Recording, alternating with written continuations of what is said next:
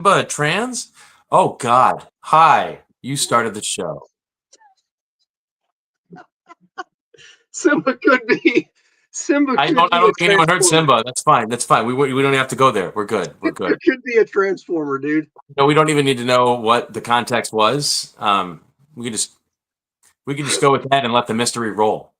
I think you're doing intro music like immediately. That was the. I was trying to hit the music and I hit the wrong button. Uh, We're awesome. gonna roll with it right now, guys. You have just found a really fun show. My name's Chris. I'm a real estate broker outside of Austin. That guy there, that's Stephen Babcock. He's a mortgage loan originator also outside of Austin. On Mondays, we get together and we yell about things and we discuss things and we laugh about things a lot. And so that's how we're starting the show by laughing. Oh, my friend. Um, I let's start with no. You know what? This is what we do on the show. We talk about things like Steve and I are sitting in a bar having a beer, and we give you a glimpse behind the curtain.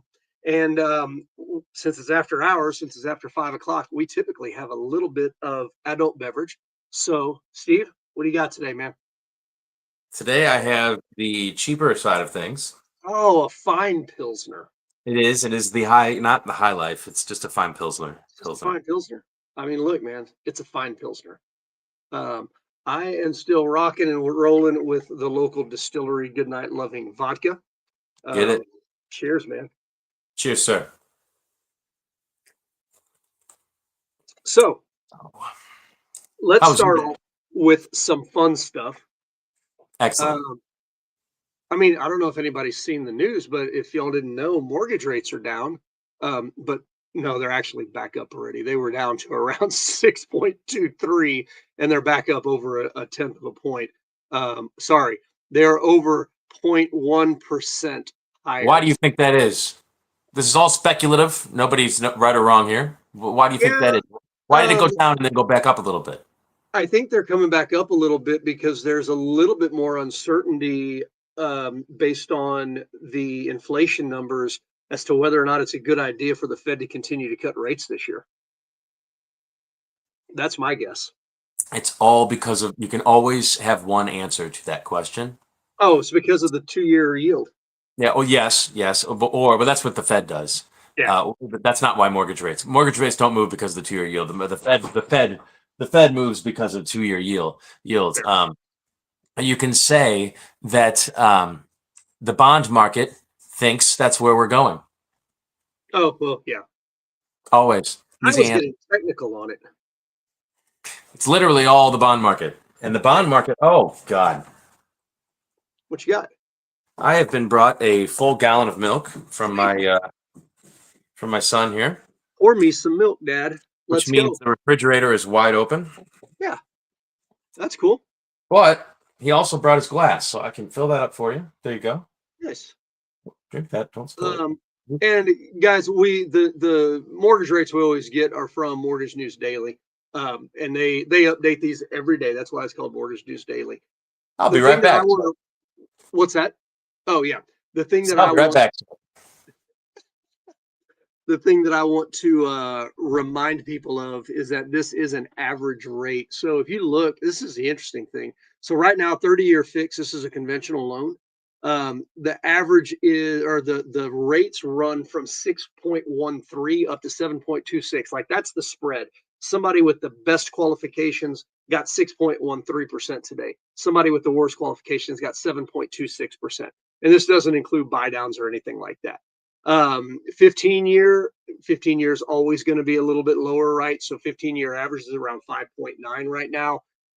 Jumbo, that is over, call it roughly 850 in the Austin market. Jumbos are always a little bit better pricing, not much, just a little bit. And then you've got ARMS, FHA, and VA loans. FHA and VA are always going to be similar because they're government loan products. So just kind of giving you an idea of what that range is pretty interesting. So if you're an FHA or a VA buyer right now, I mean, there's people down in the 5.75 range that are very well qualified. So, don't feel like interest rates are nuts right now. You can actually, if you've got good credit and everything else, you can get into the fives without buy downs at this point. So anyway, I was just explaining how these numbers are working and what this spread means. Yeah, I thought it was really important actually to mention that. I'm glad you did. That average number, the first thing people see when they think that, or when they see it, first thing people think when they see that Oh, is, that's the oh, great thing. if that's the average, then I can get one lower, right? But Mm, what you're not seeing is all the rest of the data that goes into the mortgage. yeah, And I've often joked that you can get any rate you want with my clients, which is not accurate. There's a limit, to how much you can spend to get a better rate, or how much you can be paid to take a worse rate. But it illustrates the point that you don't have to take the rate that you're seeing on a sheet of paper. You can actually get a different rate if you want it, and there are ways to do it. yeah, And they're really not that tough. But take this number with a grain of salt. yeah. And I'm gonna prove his point real quick. So I'm gonna put in a mortgage of 700, or a purchase price of 750,000. Look how all the rates updated just by changing the value of the home. Like, how expensive of a house are you looking for? The rates change. Which So rates? that's Actually, I didn't see the. what's that? Oh, I'll go back down to 250. Oh shoot, I'm clicking on the wrong thing. Sorry. I'm like in front of me on my screen thinking I'm doing something. Oh, I thought they changed. Oh, it was just the monthly payment. Ah, never mind. I'm an idiot. I thought I You saw know some what? of You these do adjustments. you do bring up a good point, though.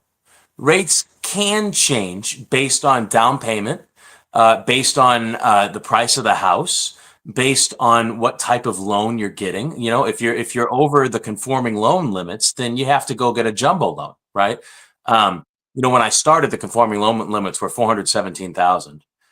So if No, you were if you were getting a mortgage over 417, you had to get a jumbo loan, and that was for really, really, really rich, big houses. It was, I mean, it's you don't get a jumbo loan for a starter house, and today that's, God, it's closer. What do you remember what it is now? I can't quite in remember. Austin, I think it's 871. It's huge. It's up Yeah, there, yeah, and yeah. it seems to go up every year at this point. It's But crazy. notice that Mortgage News Daily, I put 900 in, and it didn't take away the option for FHA, and it should have.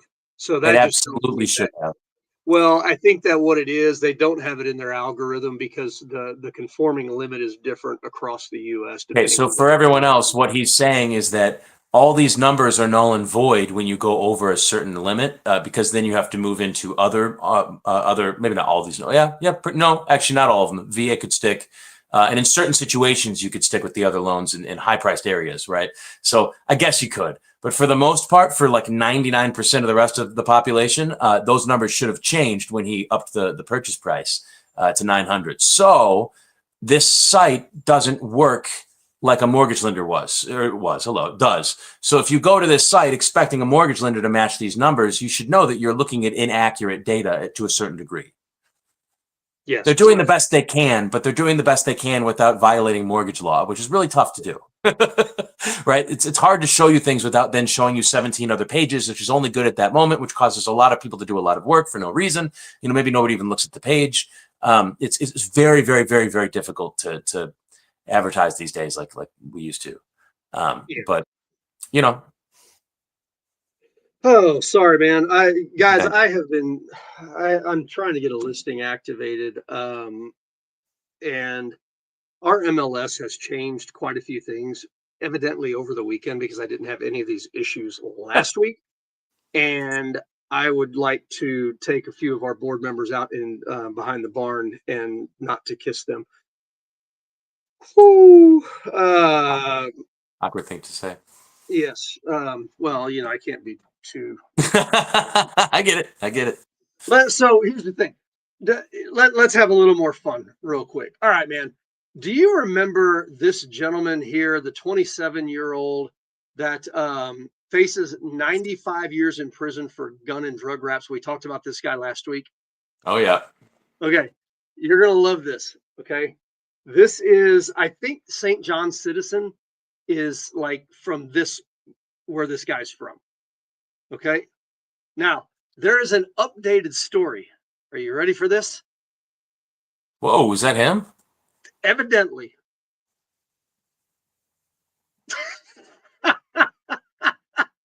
Man, jail will toughen you up, man. Dude, I'm telling you. And he hadn't been in jail for a week. Yep, that's the photo that the original story ran, and I guess that's his mugshot. What Wow. do I always say about realtors That, and their yeah, yeah, no, that photo was from his mom. She's like, "Well, this was my sweet boy." Yeah, that's what that was. oh my gosh, that cracked me up when I saw that today. I was like, oh yeah, we got to pull that up. By the way, guys, we're about to start getting into some of the content here, but if you've got comments, please, if you've got questions, ask. We would much rather talk about what you want to talk about than looking at this poor Braden Hobbs going from this to this in 1 week in jail. Poor bastard. Oh man. All right, man. Let's Something jump into tells it. me that that other photo against the tree wasn't taken right before he went to jail. But yeah. Yeah, I'm guessing not. Yeah. So Mr. Babcock sent this over to me, and I did a quick Google search. I didn't actually. Yeah, but keep going. yeah. So anyway, Muncie, Indiana. By the way, for those of you that don't know, mortgage company loan officer charged with fraud, forgery, and counterfeiting. So this is going to get into what we're talking about today in terms of homeowners potentially losing their houses and getting scammed. Oh my gosh, I can't even read it, Steve. No, forget it then. It's all Oh right. You man, got everything you needed from the title at the top. exactly. And Yorktown when I woman got accused of in when I creating. got into the industry, there were lots of stories from lots of lenders about how back in the day, if they needed something, they'd just whip it up on their own. And I was like, "Well, oh my God, would you even have the client sign it?" And they were like, "Oh no, we just sign it for him." I mean, it was bad. But I will say that I've never seen anything like that happen in my career. I've only heard stories of the old days, like prior to 2008, when crazy stuff was happening. Um, Ironically enough, where you hear the most of those stories are during continuing education. I love my teacher, so I've always had the same one. Anything.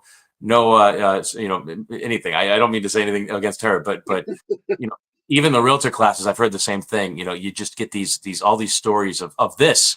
How people got into trouble. Okay, and this is how they got into trouble. This is what they were doing. If you were just following the law, you wouldn't be in trouble like them. It's just some of the stories are just obnoxious. Yeah. So I'm going to keep going on that. Yorktown woman accused of creating bogus and forged documents while working as a loan officer. She's 41, charged in Delaware Circuit Court with 4 counts of fraud, forgery, and counterfeiting. And the reason I wanted to at least read that is because the other article that I want to talk about is this guy's a real estate agent. Come on. No, we're not buying Bitcoin right now. Who thought I was too small or too smart to fall for a scam? Almost sold a $200,000 lot to a fraudster. So this is going on all over the place. We've talked about this before. This is this guy's story, and I'm trying to blow it up. Sorry, here we go. I've been practicing real estate since 2009. I focused just on residential as top performer in town. Maybe I got complacent. I've heard of scammers being out there, but not specifically on land or listings. Maybe it was my own complacent belief that it wasn't going to happen because I'm smarter than my colleagues. Good job, buddy. That kind of naivete uh, is what gets you into these situations. The scammer's very smart, very clever, and very disciplined, and they have a pattern that they use again and again. Land is a very easy scam because there's some different safeguards. You don't need access to a property, just a raw parcel. It's not the same value as a home, but it doesn't have transferring utilities and other little things that would get caught in the way of a transfer. So basically what they're saying is that if you buy a raw piece of land that doesn't have utilities on there, you're not going to have utility companies like stopping your billing or calling you to verify a change of address and stuff like that. So apparently, in me looking into this more and talking to our colleagues, I learned scammers actually do have success with it from time to time. Until it happened to me, I wasn't aware it was a major issue. After it occurred, I realized how common it actually is, which made me feel a little bit better after feeling so sheepish, which is a chat GPT word for stupid, about the situation, which didn't cost me money, which didn't just cost me time, but a lot of money. Um, Land is our biggest shortage and issue, even in the Midwest, particularly in Iowa. Farmers just aren't selling farms, and when they do, there's a lot of red tape in getting the land developed. Finding raw land or developable land is a rarity. We do a lot of infills out here. That's infill lot. Oh, here he explains it. Is a lot that's in an established neighborhood that for no reason or another wasn't built on. Whether it was an existing lot or maybe the neighbor bought it to have a little cushion next to them, or it just never was built on, or maybe it was a piece of land that's been parceled off over time, but the lot itself is not a part of a new subdivision. Infill is going to carry a premium because you have an established neighborhood already around it. This is kind of an example of a vacant lot, infill lot, right? Sure. Land is subject to $200,000, so we're not talking an insignificant figure. But not as much as, say, a single family home that might be 400 to 500, but enough that it would be a significant return for a scammer. I was contacted by phone, followed up by email and text in early January. Someone who I thought was the seller contacted me, letting me know that they had a lot that they've not built on. They said they had moved out of state, weren't planning on coming back because they live in Illinois. It's just a piece of land, and they attempted to sell before, and that agent was unsuccessful. That's a legitimate story, right? I mean, I've had people sell and call me for land and stuff like that with that exact same story. Okay, but keep going. They said they canceled with the agent after a couple of months, and they would like to have me interview both on price and how I might approach it differently to make sure that we can get the lot sold this time. How did they find him? Not sure.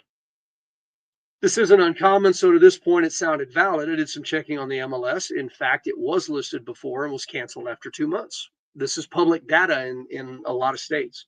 I verified by public record the owner does in fact live in Illinois, worked for a medical occupation, and had lived there for some time. At this point, things were checking out. The email that was used was an Outlook email with the owner's first and last name with a few characters.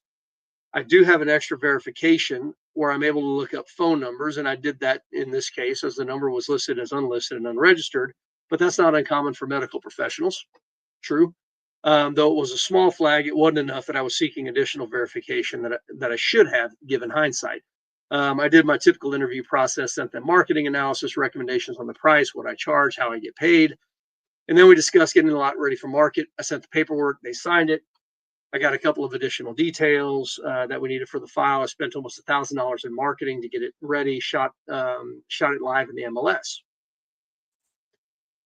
7 hours later, I got an angry phone call from the apparent actual owner who claimed that this is the third time it's happened to him.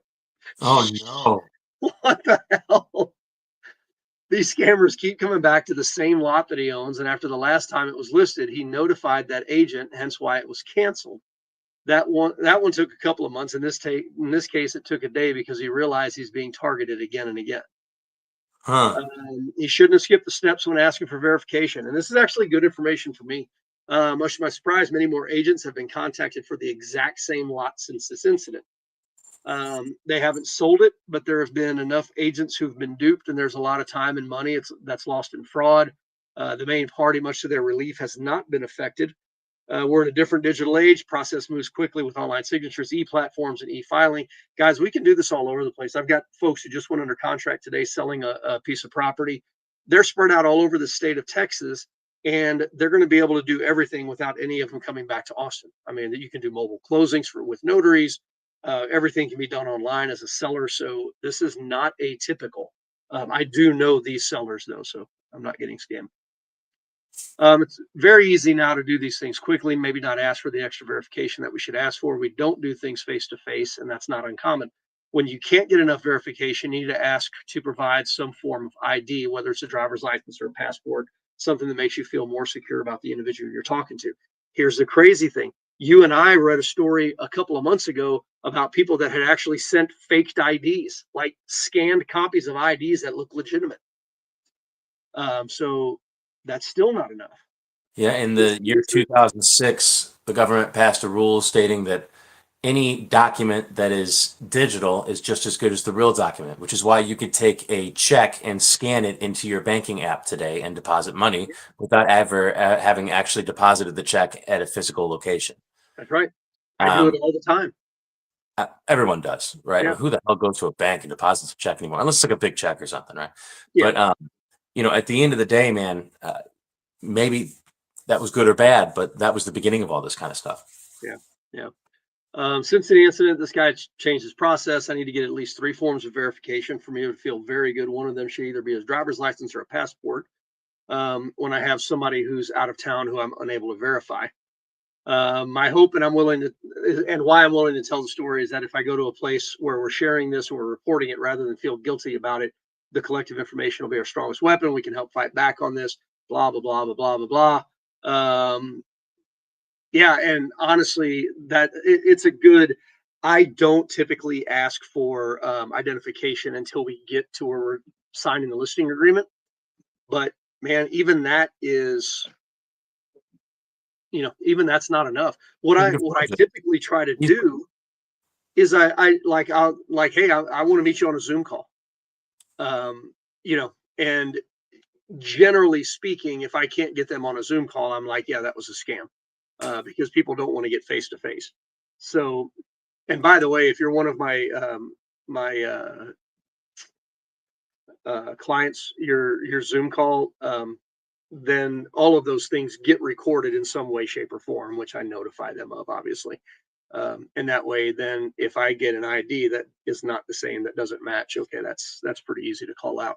So, pretty crazy though. One of the things, guys, if you own land, because this is a lot, like they said, it's a lot easier with land.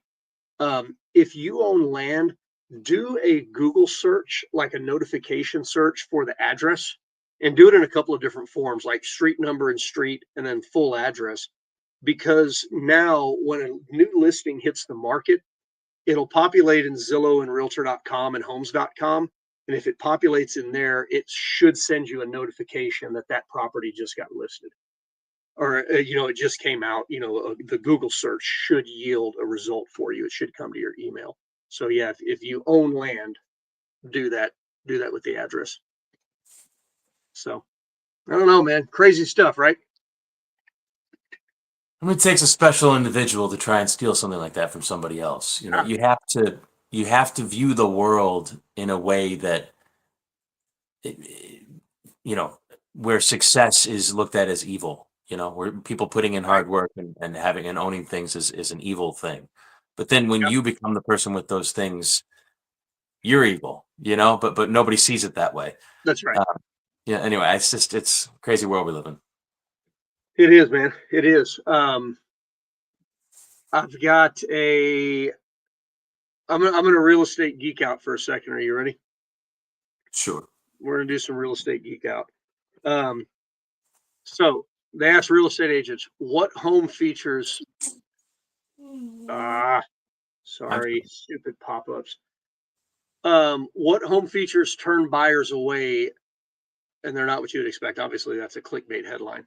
So I'm going to ask you. Oh, gosh, Steve, where'd you go? Okay. I got to tend to my child again one more time. No, I got you. Talk for about 1 minute. I'm very sorry. Nope, you're good. And guys, before I start this, and I'm going to ask Steve when he gets back too. And they're not talking about actual features like certain window types or roof types or whatever, but things in a house. If you're a buyer, you're walking through a house. What are the things that turn buyers off to where they're like, yeah, I'm not going to buy this house? I'm really curious what y'all would think. And I'll give you one example. I'll give you the first one. Neglected yards. And I deal with this quite a bit, especially in Texas. I always say, and it's not literally the number one ROI, but I tell my clients the number one ROI is outdoor spaces, yards. Front yard is all about curb appeal, walking up to a house and having a really nice plush front yard, trees that are groomed, flower beds, absolute game changer for people walking up to the house. And then backyards, outdoor grilling areas, stuff like that. Again, people want things that their kids can run around and like fall down and not die of rocks like they would in my backyard. Mine's a little bit different than most, but anyway, so that's the kind of things that we're talking about. So if you're going through a house, put your mind like a buyer. If you're running through a house, what are the things that you're like, nope, I'm not buying this house because of this? Number one, again, is neglected yards. Says even a small patch of healthy green lawn in the front goes a long way to making a house more attractive. This agent represents consulting a landscaper before putting your home on the market, at the very least, doing some work yourself, whether it's reseeding or regrowing grass or pulling out weeds. Steve, okay, you're back. I've got, no, you're good. So I was going to ask you, like, what are the things, and these aren't features like a roof type or a house color or something like that necessarily, but if you're a buyer going through a house and you see something in the house, where does your mind go? Like, nope, I'm not buying this house. I got Pools, something else. Do what? like pools, bright colors. Wait, if you see a pool, you're not buying it? I personally would love a pool, but I have young kids, and actually only this year I would buy it, because last year I have an autistic child, which is why I keep getting up to help him. Right. And for those that might not know, and last year he couldn't swim, so there's no way in hell I'd want a house with a pool. Plus, the liability goes through the roof when you have a pool, and your insurance, just to say a few. Huh? Interesting perspective. I like it.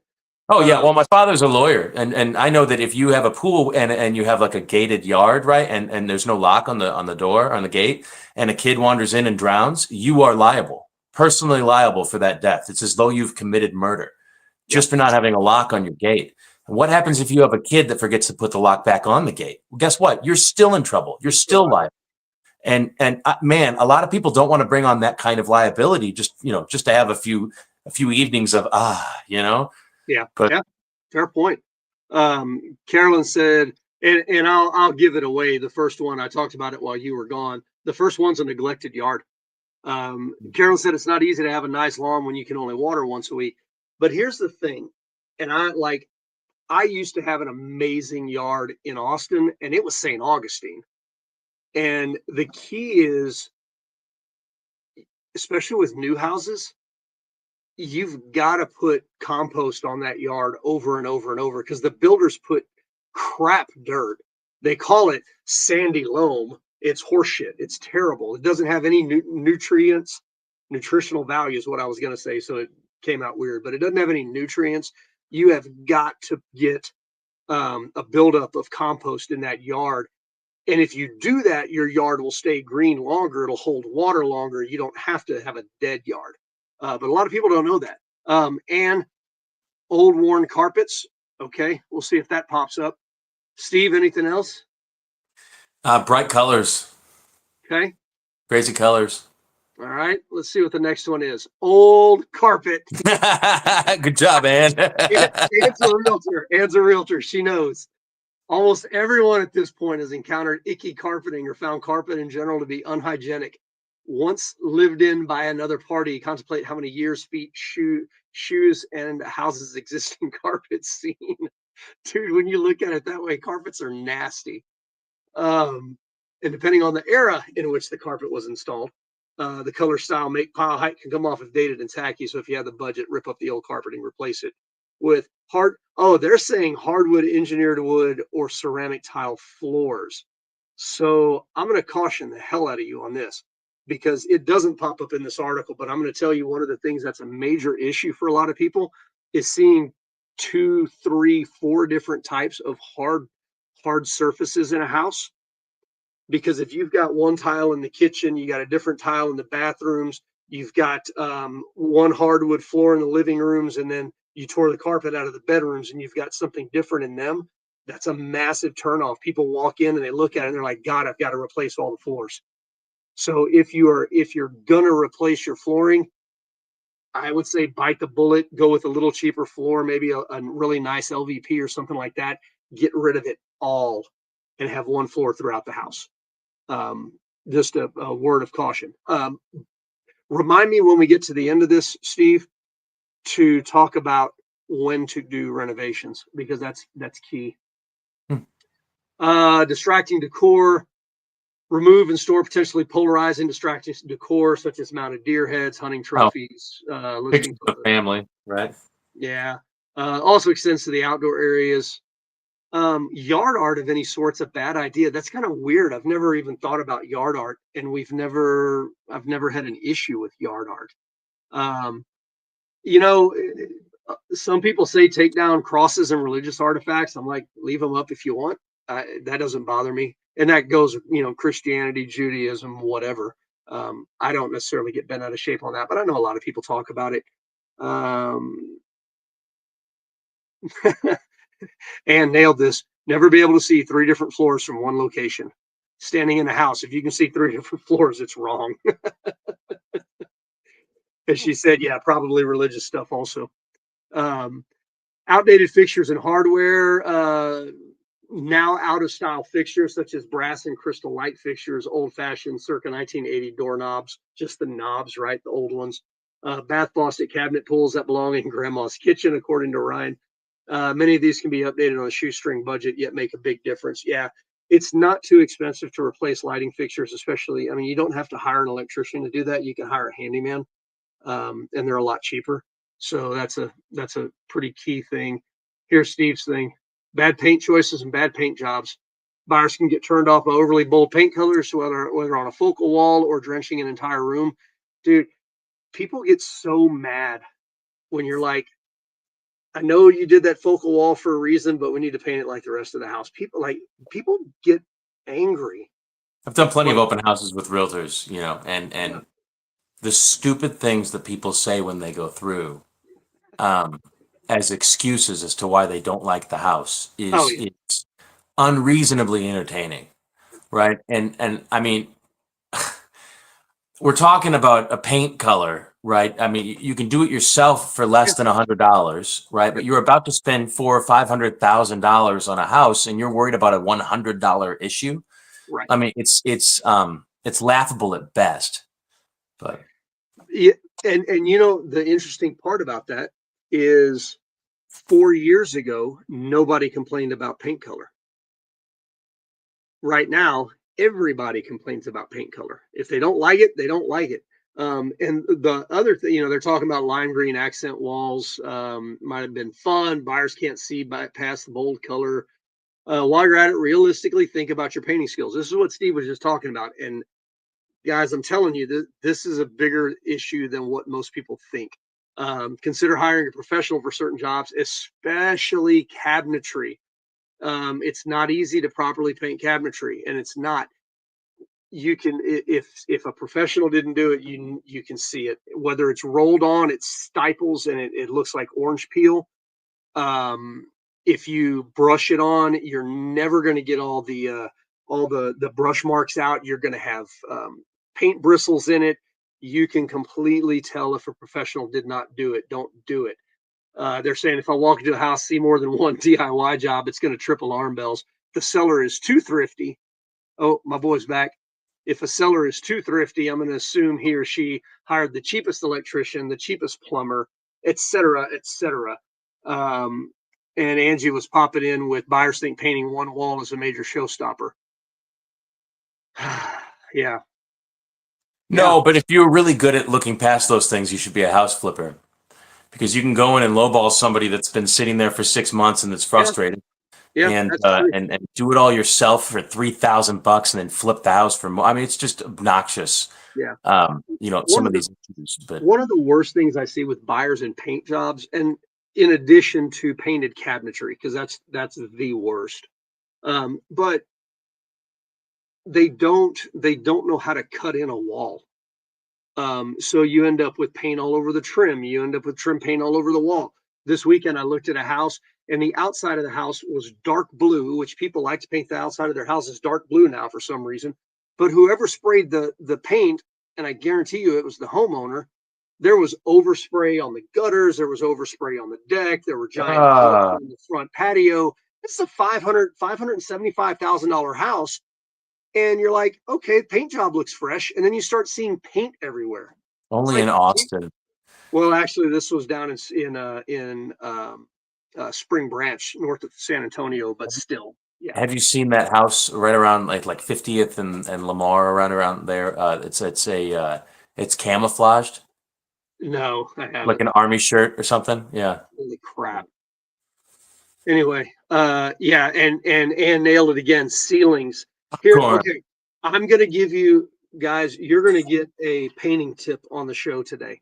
Okay, if you're gonna paint your own wall and you're trying to do ceilings a different color from the wall, or you're trying to do an accent wall, please, for the love of God, before you start painting the wall, go get 2 tubes of paintable caulk and caulk the corner between what you're trying to cut in, and make a nice smooth caulk border all the way around it.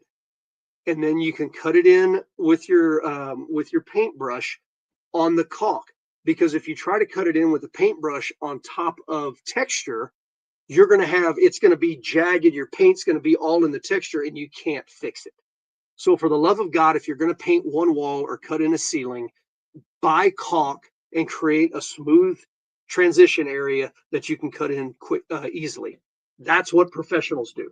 Speaking of So, ceilings, by the way, fun, stupid, random fact. Do you know where in the world it is not uncommon to have carpet on your ceiling? shut up. It's got to be somewhere dry. Saudi Arabia. France. What? Why? Leave it to the French to give that answer. I couldn't explain why, but they, yes. A van down by the river. Yes, the van Oh, roof. by the river. Yes, yes, that too. Actually, yes. And Ann brought up another point. It's one of the worst things ever. Homeowners, if you've been in your house for more than a year, the paint, actually, well, maybe 2 years, the paint that the builder left you that's been sitting in the garage in the heat is not going to match for touch-ups. Find a professional painter to do your touch-ups. You And know what? I would say just use that paint and do touch-ups, but then have a professional painter paint the house before it's time to go. Right? I would say new carpets, new paint every time. well, Every yeah, time. yeah. And it's not Rent. cheap. It's really not. To paint the inside, call it a 2,000 square foot house. I've got a painter, and Ann's probably got one as well. Um, to paint the inside, walls and ceiling, it'll be a single color. It's probably going to run you $5,000 or $6,000 for the inside of that house. Single story house, 2,000 square foot on the outside, it's probably going to cost you 10 grand. It is not cheap, but I mean, you don't. I have buyers come in all the time and they look at walls and they're like, "Oh my God, who did the touch ups? It looks like a giraffe in here." I mean, it's and case in point, I've got a client that in this market, this blew my mind. We pushed the upper end of the pricing for their house in the neighborhood and went under contract on the first showing, the first weekend, which in this market is insane. Okay, but they took my advice. They hired my painter. He was out there for an entire day just to do touch up paint, fill in holes, retexture walls. And when I came there to see it after the fact, my clients were like, "Holy crap, it's amazing!" And I'm walking around trying to find out where all the touch ups are, and I can't see them because he blended the paint so well. It's perfect. And I think it cost him, I don't know, a few $100s. And the painter was there all day. And they like the paint job looked brand new. It didn't look like anything had been scuffed or anything. It was incredible. Hmm. So if you need a painting recommendation, let me know. Let Ann know. She's got one. I know she does. All good realtors have good painters. But the point being, everybody knows when it's DIY. Look, I built houses back in the day, and people still know when I've done it when it's DIY because I'm not a professional. And I won't paint anymore because I hate it. It's the freaking paint. It sucks so bad. Anyway, okay, deferred maintenance. This is the one that drives me up the wall. In addition to sagging roofs and mold issues, buyers notice minor maintenance issues: peeling paint, loose door handles, dripping faucets, caulking that's cracked, tile, oh my gosh, grout that's cracked out, dirty tile, dirty grout, cracks on the outside of the house, peeling paint on the outside, gutters that are hanging down. Every last bit of deferred maintenance on a house If my buyer doesn't see it, I'll see it and I'll tell them. Because it goes back to a while ago. If there's too many DIY projects that somebody notices, the buyer knows, like, well, who the hell did they hire to do the electrical? Like, it's sketchy. And every bit of deferred maintenance that you see around a house as an agent, it brings, like, the buyer just keeps seeing dollar signs and they don't know what anything costs to fix. I can tell them it's a $500 fix, but in their mind, they're like, my agent's an idiot. That's got to be at least $5,000. So buyers don't know. So when they see deferred maintenance, they lose it. Like, they're like, I'm out. I'm out on it. There's too much to fix here. Oh, and by the way, if you take care of your deferred maintenance along the way, when they get an inspection done, the inspection report's going to be much, much smaller. When buyers see giant inspection reports, they freak the hell out. They're like, what do we not know about the house? Even though the inspection report's basically everything. They're like, Yeah, I oh know my it can be God, there's so expensive. much shit to fix here. I know it can be expensive, but I recommend doing an inspection before you list your house so that you can get a Oh, list of. I don't even give my clients an option anymore. Yeah. Pre-inspections are mandatory. All right. Well, we agree on that one then. In Sure. in this market, you have to. I mean, you In any absolutely have market, to. you should. I understand Well, there yeah, were days when you could, list a dump and sell it, but you should still have done it out of common courtesy, yeah.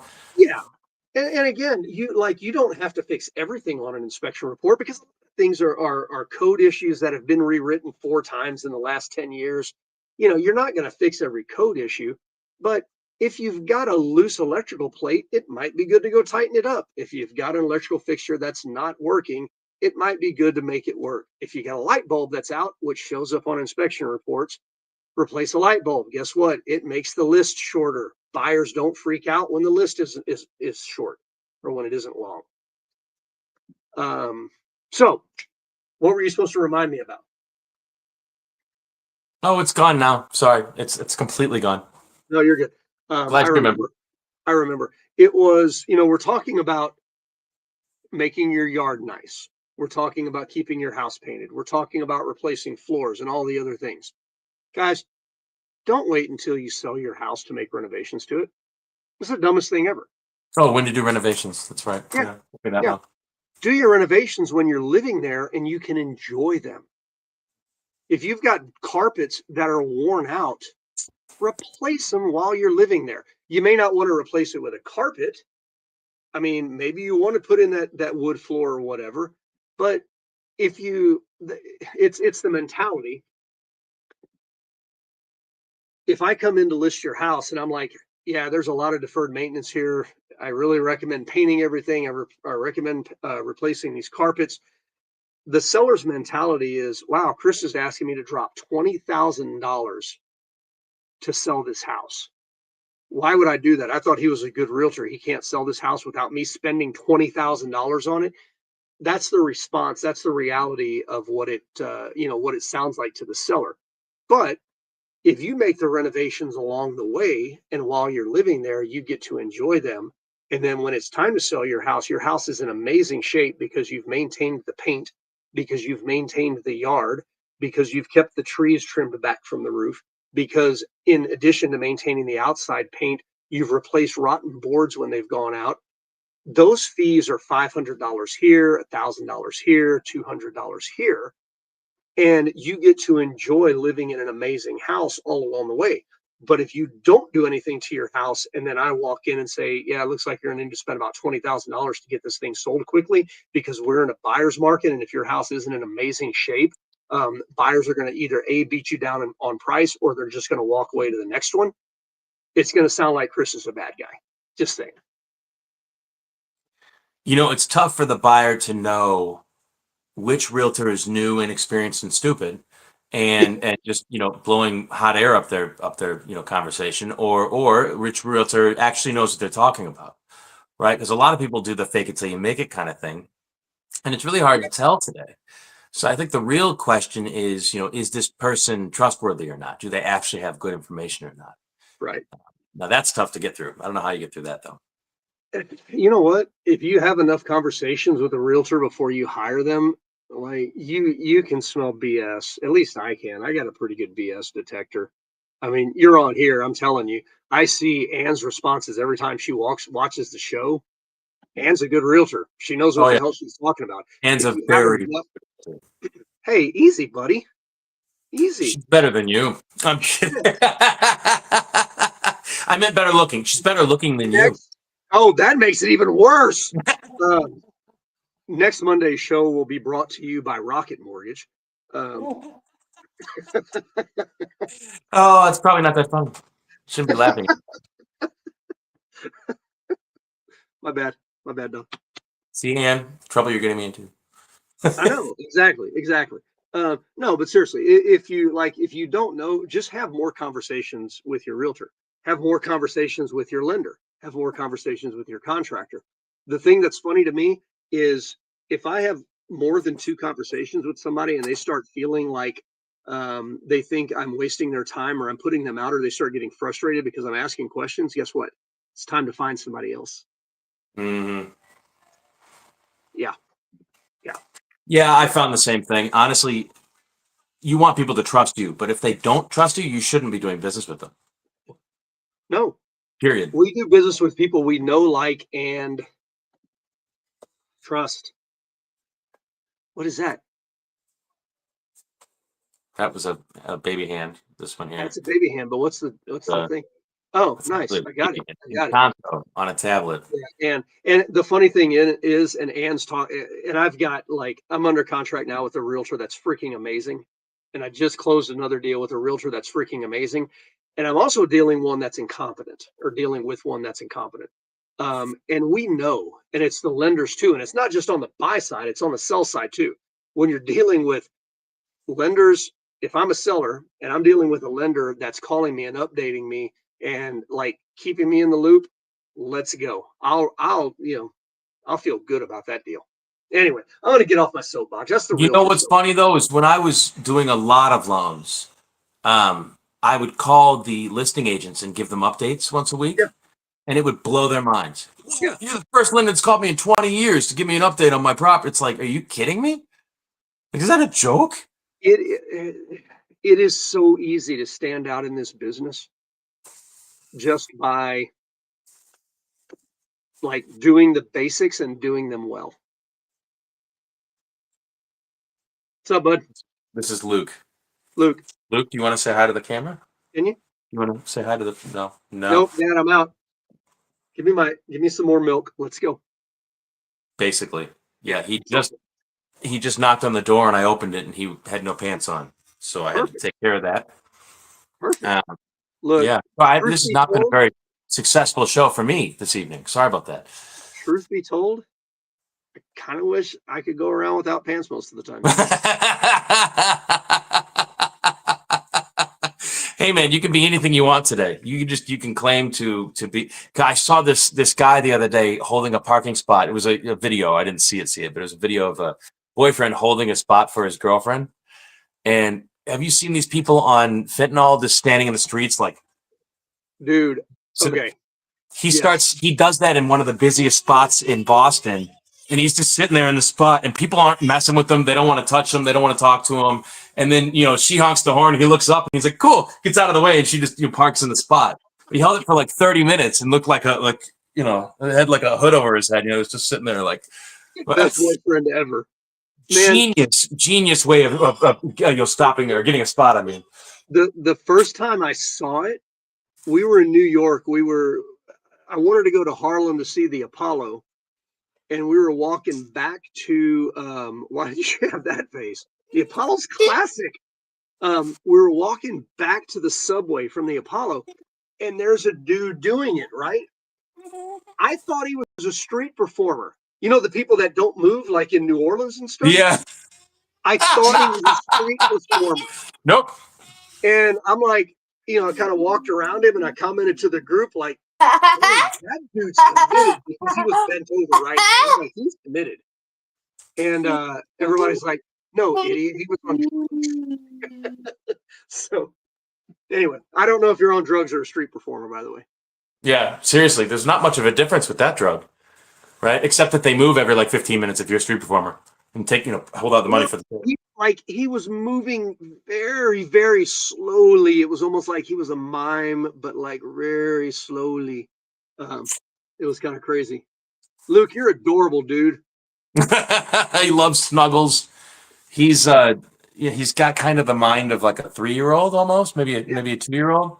And so he really enjoys snuggling, loving. He also absolutely. understands everything I say. So Yep. I don't want to say the mind of a 2-year-old, the demeanor of a 2-year-old when it comes to Yeah. like snuggling and stuff. There you go. Yep. He has a Yeah. much greater mind than a 2-year-old. Love you. Yeah. You can punch him, Luke. It's okay. Yeah, yeah, yeah. I'm not the best dad. I try to be a good dad, but you know. Oh, Yep. There you thanks. go. We're going to end on that Oh, because that's probably the most adorable ending ever I for a love show. you too. Guys, we do it every Monday. We will see you back here next week at 5 o'clock or thereabouts.